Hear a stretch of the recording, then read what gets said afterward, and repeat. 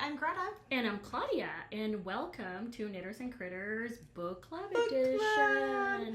Today we are talking about the Hacienda by Isabel Canas. Oh my gosh, this book is so good. It's really scary. Yeah, it is scary. So Claudia recommended it for us, this book club round. Words. We're calling it that. Yeah. Do you read horror a lot? Is that like your favorite genre? I've started to watch a lot more horror, and then I started to read a lot more horror. And actually, the first, I would say, really, really horror themed book that I read that we might, once you get through to it, if you could, just saying, it's like really creepy, is House of Hollow, which is amazing. And then I read this one and I finished it in like 2 days. Yeah. And then I went back and kind of reread it and revisited it and everything. And the whole time I was telling Greta, because I know Greta doesn't watch a lot of horror and she doesn't. I'm a big old pansy, people. That's fine. I'm like, oh my gosh, it's really so good. The world building is really good. Like, she really rounds out the characters, and the first thing everybody will compare it to is Rebecca. Rebecca, because there's the first wife and the protagonist is the second wife, and there's something weird about what happened to the first wife, and the husband is a little distant, and there's secrets and there's things. I understand Rebecca is a reference that everybody will get. Everyone kind of understands. I think most of us were at least aware of it through high school English classes. Yeah. But I would say if you have watched Crimson Peak, I would say I would point it more towards that direction on various levels that I'm not going to explain because it would spoil things. Mm-hmm. But there are various things that happen, various characters that kind of reminded me of things that happen and characters in Crimson Peak. And it was just really, really well done. It was. I thought it was very well written. There's enough. I'm a native Spanish speaker, and I don't anymore read a lot of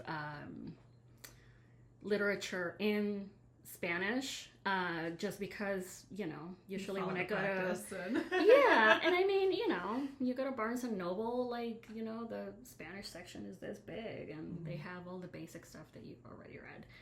But she is coming out with a Spanish version of it, nice. And I want to get it because I want to just... A lot of time when you read it in a different language, it's a different feel. Yeah. It's going to be the same story, obviously, but...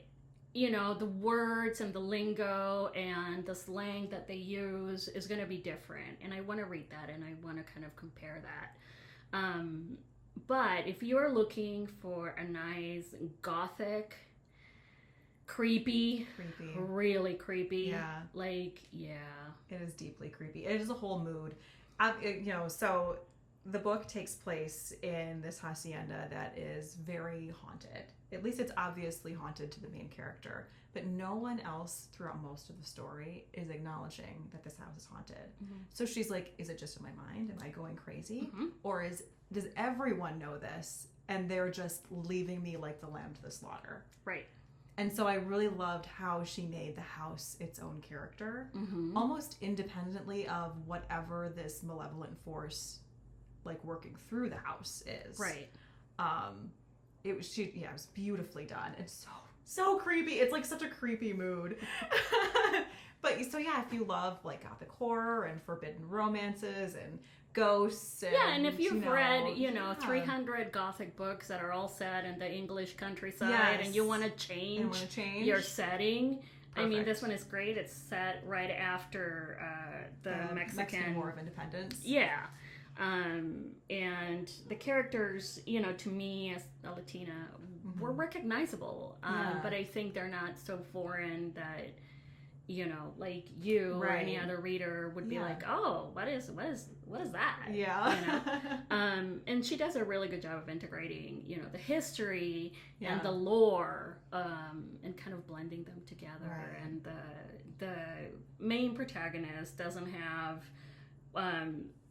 what I used to call, you know, too stupid to live syndrome, when it's like, oh, there are really bad noises coming from that door. I go there in the darkness by myself. It's like, no, you don't do that. That's not what someone would do rationally. You would lock the door and hide under your bed. Yeah, or go find other people and like go, oh, there's something weird going on. So the protagonist is smart, and you know, she does the best that she can in dealing with this situation and this house and the other people who all kind of don't really seem to care much what happens to her. Yeah. And that was really, to my mind, a real big plus to this book. A lot of times I'm able to kind of guess who the bad guy is in the mystery. And this one had me guessing for a long time. Like, okay, obviously I knew the house was possessed and probably something to do with the first wife. But I wasn't sure who killed the first wife. That's a big mystery. And also why the first wife is so freaking angry. And there was like mystery on mystery on mystery. And they all folded together beautifully. Yep. She just did such a good job. Yeah. So, yeah, gosh. And like all the side characters too really felt alive to me and very three-dimensional. Yeah. And with it's really difficult making everyone feel fleshed out enough without like overtaking the storyline. Right. Yeah, and Andres, who doesn't love a hot priest? Hot priest. Yeah, that's why I watched Fleabag. The hot priest. Yeah. Yeah, so we highly recommend the Hacienda. I look forward to reading whatever she's got coming out next because she's a writer to watch. Someone to watch for sure. Yeah. Yeah, so we are looking forward to doing more of these little book club episodes. I think we're going to be doing Together We Burn hopefully soon, and maybe One for All. Ooh. Two very good fantasy. I think they're more young adult fantasies, but very good. So a good story is a good story. Yeah. Word. All right, everyone. Well, thank you for tuning in to this book club edition of Knitters and Critters. As always, leave us comments. We love talking to you guys about your favorite books and what books we should read next. And please like and subscribe to our channel. It really helps us keep the lights on. Absolutely. All right. Bye. Bye.